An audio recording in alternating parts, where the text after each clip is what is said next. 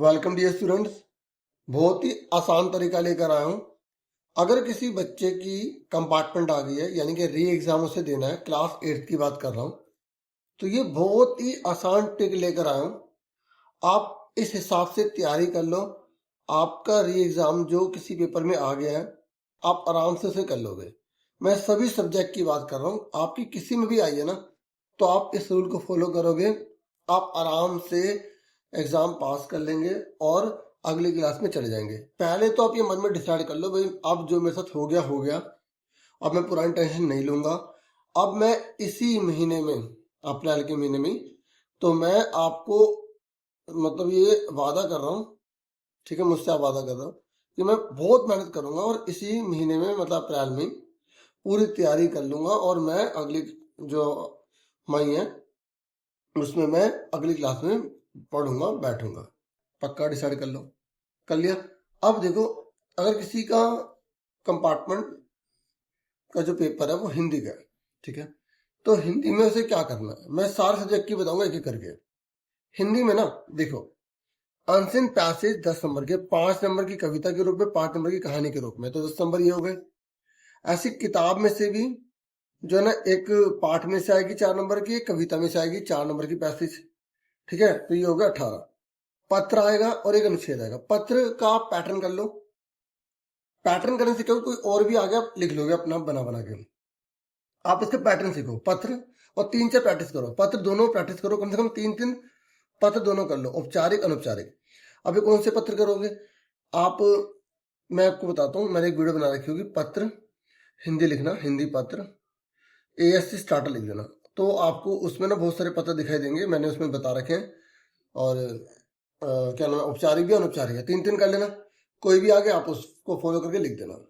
अनुच्छेद मतलब पैराग्राफ, जैसे मेरा देश महान, विद्यार्थी और अनुशासन, ठीक है, क्रिकेट का महत्व, या मेरा प्रिय खेल, ठीक है, पेड़ों का महत्व, इस तरीके से कोई भी अगर पैराग्राफ लिखने का है तो उससे जुड़ा हुआ जो पता लिख दो, छोड़ना मत। तो 30 नंबर का है। मैंने इसमें कोई क्वेश्चन आंसर नहीं लिए, मैंने इसमें कोई ग्रामर नहीं ली, सुनते मेरी बात। और आपको डिसाइड कर लेना कि आप पेपर जब देने जाएंगे, किससे एक शब्द भी पूछेंगे नहीं, खुद ही करेंगे पूरा। इस तरीके से आपको जाना है, तैयारी करनी, ठीक है। और 30 नंबर ये बन रहे हैं, 60 में से 30 नंबर। और अगर कट कट आके भी अगर आपके इसमें मैं आपको बता रहा हूँ 20 बन रहे हैं, तो आप आराम से पास हो। मेरी बात समझो। पर ऐसा तो नहीं है कि बिल्कुल ही कट जाएंगे, और ऐसा तो नहीं एक भी क्वेश्चन आंसर नहीं करोगे। कम से कम हिंदी के 4 पार्ट तो पढ़ ही लोगे ना अच्छे से डीपली, और उनके कोई क्वेश्चन आंसर आएंगे, आप बना बना के लिख देना। देखो, मैंने ग्रामर बिल्कुल नहीं ली, व्याकरण आपको ऐसा तो है ना बिल्कुल नहीं आती होगी, तो आराम से हो गया, हिंदी का काम खत्म हो गया। अब आ जाओ इंग्लिश में, ठीक है। इंग्लिश में बहुत से बच्चों को कंफ्यूजन रहता है, बहुत से बच्चों की इसमें कंपार्टमेंट भी आ जाती है। तो देखो, इसमें 2 तो पैसेज है 7-7 नंबर की, 14 हो गए। तो आपको पैसेज की प्रैक्टिस करनी है, उसमें से मिलती लाइन ढूंढनी है, क्या कह रहा है, कैसे करना है। और फिर आपको स्टोरी राइटिंग, डायरी एंट्री दोनों में से एक करना है। मैंने स्टोरी राइटिंग, डायरी एंट्री का पैटर्न बना रखा है। कोई भी स्टोरी आ गई, कोई भी डायरी एंट्री आ गई, अगर आपने वो वीडियो देख ली ना, मैं सही कह रहा हूँ, आप आराम से 6 में से 3 या 4 नंबर ले लोगे। तो आपको स्टोरी राइटिंग लिख के ASC स्टार्टर लिखना है, चैनल का नाम, आराम से वो वीडियो मिल जाएगी। अगर डायरी एंट्री करनी, डायरी एंट्री कर लो। मेरा मानना है कि स्टोरी राइटिंग ज़्यादा सही है, लेकिन दोनों प्रैक्टिस कर लो, क्या ज़्यादा है। आपको लेटर भी करना होगा, लेटर का पैटर्न अच्छे से फॉलो कर लो, कोई भी लेटर आ गया लिख देना। लेटर करने करना है, तो ये जो मैं बता रहा हूँ ये करने करना है। 12 नंबर का हो गया। फिर सेक्शन D में आपकी किताब में से पैसेज आएंगे, हो सके तो सारे लेसन, नहीं तो सेकंड टर्म के जो लेसन है उन सबकी कहानी अच्छे से पढ़ लो, ताकि पैसेज समझ में आ जाए। और उसको आपको करना है 8 नंबर की है। देखो, मैंने इसमें कोई भी क्वेश्चन आंसर नहीं लिया, मैंने कोई भी इसमें ग्रामर नहीं ली, ठीक है। हालांकि मैंने नरेशन की वीडियो बना रखी है, ग्रामर जो है आपकी, और भी बहुत सारी वीडियो बना रखी है। प्लेलिस्ट जो है ना हर सब्जेक्ट की अवेलेबल है, आपको मैं डिस्क्रिप्शन में प्लेलिस्ट जरूर दूंगा।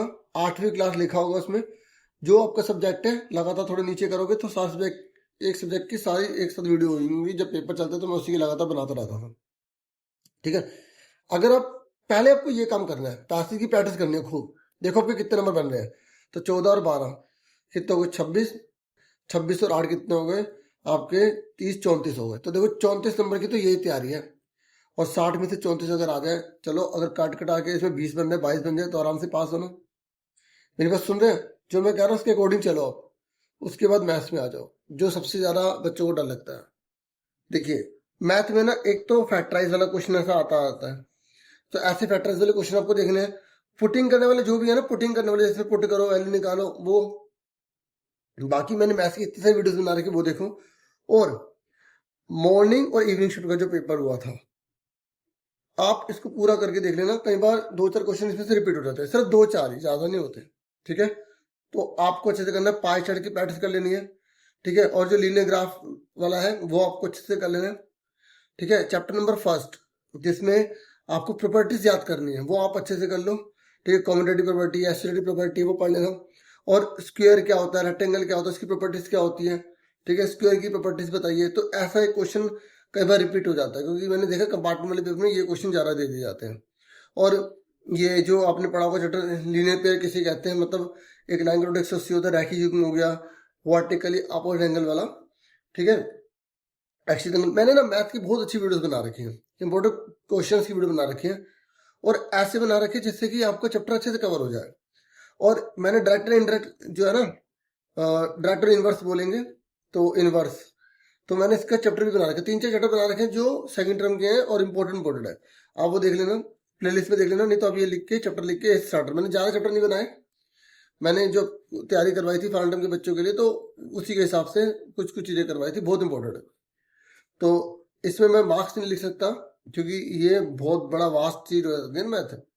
लेकिन अगर आप ये टॉपिक करते हैं तो इसमें से जैसे ये वाला हो गया, पाई चार्ट हो गया, डायरेक्ट इनवर्स हो गया, और ये सिर्फ 12-15 नंबर का कवर हो रहा है। बाकी जो मैंने वीडियोस बनाई है उसमें आपको करना।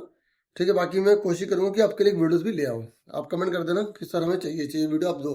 ठीक है, अब एसएसटी पे आ जाओ।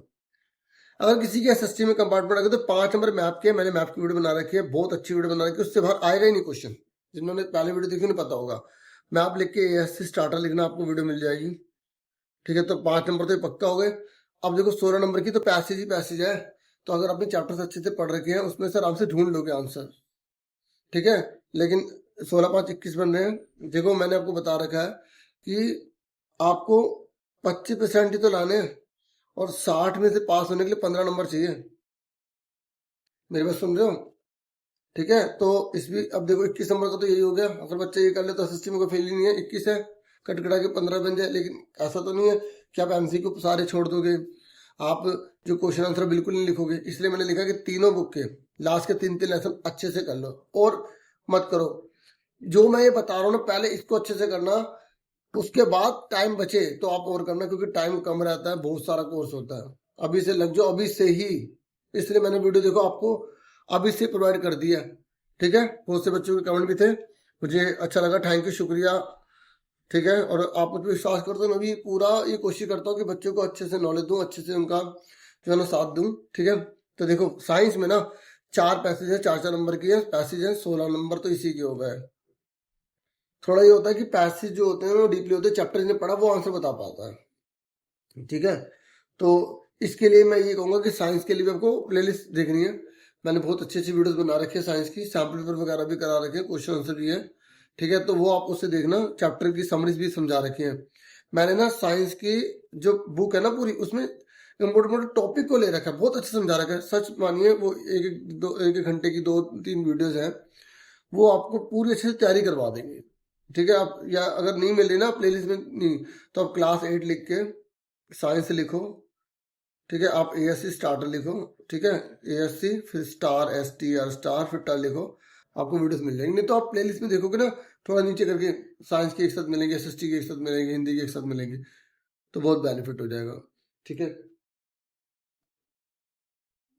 ठीक है, बाकी संस्कृत है तो उसके मैंने अगर संस्कृत का तो आप मेरे सैम्पल पेपर की वीडियो देख लो, अगर किसी की आ गई है गलती से।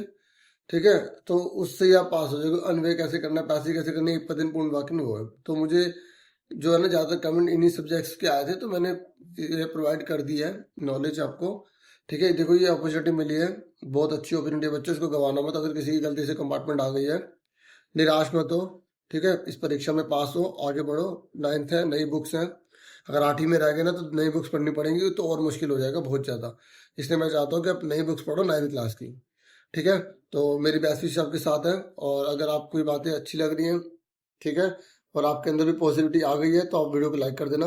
Thank you for watching and listening carefully. Take care, dear students and dear viewers.